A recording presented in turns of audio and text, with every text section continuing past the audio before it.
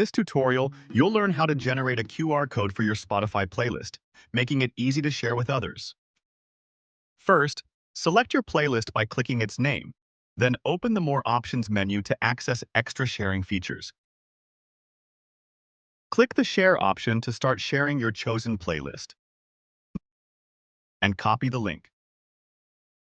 Next, use the search bar and enter your playlist's URL into the website field to prepare for QR code creation.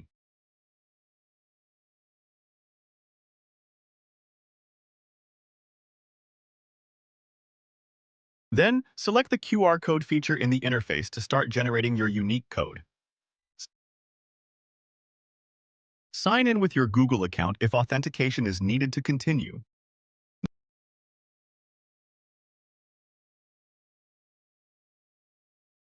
Now, choose your preferred download format, such as Vector or PNG, to make sure the QR code suits your needs for quality and usage.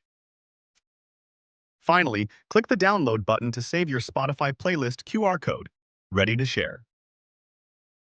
That's all it takes to create and download a Spotify playlist QR code. Happy sharing?